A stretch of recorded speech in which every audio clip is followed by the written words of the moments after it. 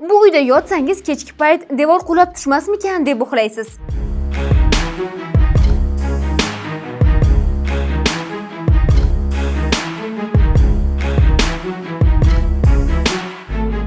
Endi vodoprovod o'tgan joy atiga betondan ko'chada fundamentdan 1,5-2 metrgina oraliqqa turibdi-da.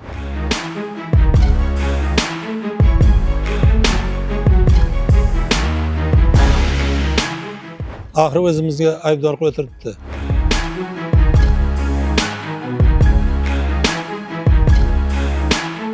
Muammo nega yechimini bunchalik qiyin topyapti?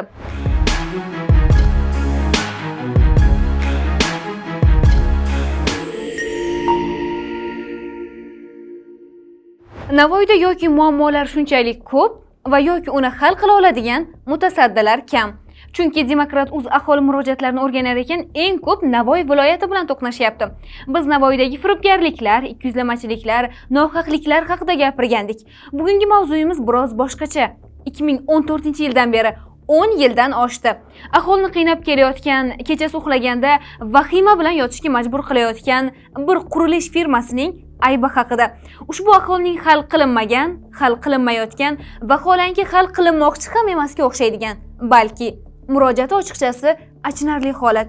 Chunki bunday muammoni yechish uchun oradan o'tgan 10 yil biroz ko'p. Demak, qisqacha tushuntiraman. Karmana tumani Malik mahallasidagi ko'chalardan birida yashayotgan aholining muammosi qurilish jarayonida namunali loyihaning buzilganida va bu xato ko'chadan o'tuvchi magistral ichimlik suv quvuri loyihada ko'rsatilgan joydan emas, uyning fundamentiga juda yaqin masofada tashlangani sabab yer ostida suv quvuridan suvning sizib chiqishi natijasida tuproq uy fundamentini yillar davomida cho'ktirgan, devorlari yorilib, katta tirqishlarni paydo qilgan. Bu uyda yotsangiz kechki payt devor qulab tushmasmikan deb uxlaysiz. Yashash ancha qiyin. Demokrat.uz jamoasi Malik mahallasiga tashrif buyurib mavzuni murojaatchilardan o'rgandi. Batafsil ularning o'zidan eshitamiz. Qaldirg'och massivini 36-namunali uyda turibmizda. Mana shu xonadonni yaxshi niyatda namunali uylar deb sotib olish niyat qilgandik. Yashash davomida uyda yorilish alomatlari devorlarga paydo bo'lish boshladi. Uy yorildi, tovushlar chiqadi kechqurunlari. Ozgina kichkina remont qildik. Yana vaqt o'tishi bilan yana qaytadan paydo bo'ldi. Dastlab xalq qabulxonasiga murojaat qildim. Ular muddat o'tganda hech qanday yordam bera olmaymiz deb aytdi. Keyin umuman to'xtadik. Mana bu gulzorchalarning yerlarini ekish mas'uliyatiga tashqarida nihol qurish maqsadida yerni qazsak, yer ostidan niholni qazishga yama qazganimizda suv chiqib boshladi. Chuqurroq kavlasak, o'sha yerda vodoprovod o'tgan ekan, vodoprovoddan suv chiqayotgan ekan. Biz buni topdik, aniqladik.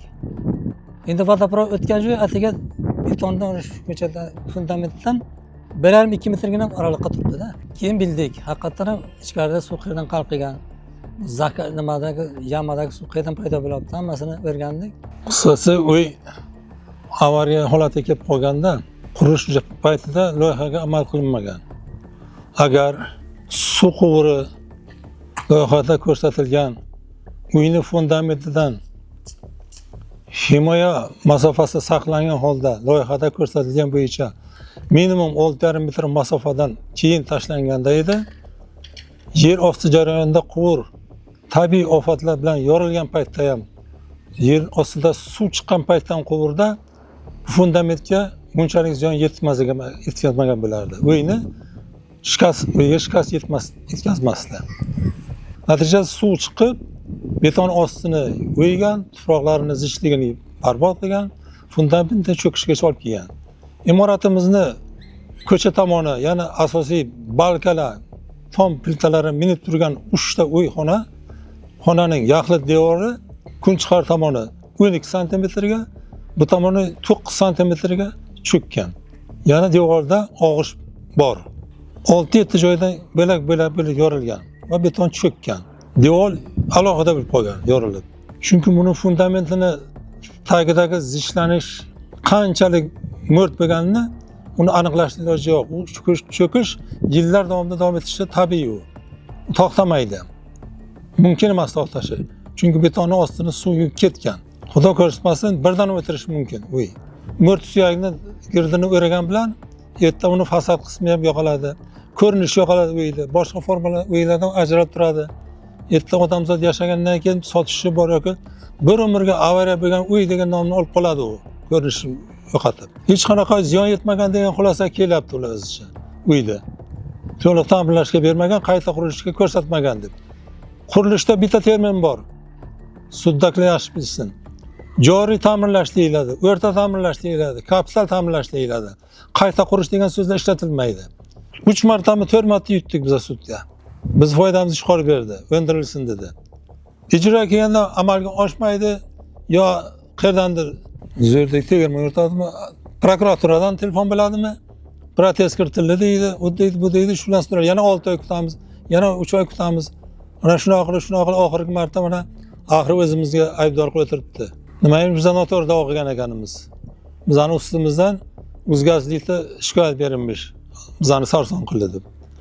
Biz aytmoqchi emasman, men aytmoqchi emasman. Buni o'zgazlikda aybdor, Vodoprovod aybdor. Bu yerda aybdor kim? Buni aybdorligini faqat tergov aniqlaydi. Tergov aniqlab berdi kimligi. Lekin aniq ko'rib turibmanki, loyiha buzilgan. Loyiha buzilgan. Loyiha 6,5 metr minimum tashlash kerak bo'lgan joyga 2 metr masofaga quvur tushgan. Qayerdan tushgan bu quvur? Mana savol tug'iladi. Biladi o'zlari. Quvur noto'g'ri tushganini bilib o'tiribdi. Lekin aybni bo'lmaydi hech qaysi. Tanogiz kelmaydi. Unisiga tashlaydi, bunisiga tashlaydi. Maqsad shu yerdan chiqib ketish kerak. O'yindan. Jabrini o'sha uydagi tortish kerak. Qaytadan bu uyni buzadimi o'zi biladi. Lekin namunali uy. Namuna. Kanalli bo'yiga borib uy qurmaydi, davron bo'yiga. Masofasini saqlaydi. Temir yo'lni bu qandan borib uy qurmaydi-ku. Masofasi bor uni. Ular bir necha marotaba har xil joyga turli arizalar bilan murojaat qilishgan. Ular orasida hokimga ariza, viloyat sudiga ariza va hokazolar bor. Lekin muammo hali ham o'sha. Qisqasi, aholi pulini to'lagan uyida, o'zi sotib olgan uyida rohat bilan yasholmayapti. Devorlar yoriq, pollar cho'kkan, fundament ag'anagan, har turli muammo. Aslida bilasizmi nima? Agar qurilishda sal e'tiborliroq bo'linganida, mana shu suv quvuri loyihaga ko'ra 6 metrni unutib uyning tagiga qadab 1,5 metrda qurilmaganda hammasi o'z joyida bo'lardi. Bugun aholi shuncha sarson bo'lmasdi, kadastr, tergov, sud umuman katta ovoragarchilik chiqmasdi va yana 6 metr uzoqda o'rnatilganda edi. Nima bo'lishidan qat'iy nazar, quvur yorilib ketgan taqdirda ham uyga zarar yetmas edi. Lekin ushbu xato qilindi, endi kimdir uni to'g'rilash kerak. Shu orada aytishimiz lozim, tergov sud jarayonlarida devordagi o'sha katta tirqish, yoriqlar sababini yomg'ir, sel tufayli bo'lgan, u quvurdan emas deya turli bahonalar qilingan. Vaholanki Navoiy viloyati cho'sh zonadan tashkil topgan. U yerda bitta uyni ikkiga ajratadigan, devorlarni yoradigan darajada sel, dovul, to'fon kamdan kam yillarda bir marta bo'ladi yoki yo'q. Ochiqchasi aniq ravshan ko'rinib turgan bu xatolik sabab paydo bo'lgan muammo nega yechimini bunchalik qiyin topyapti?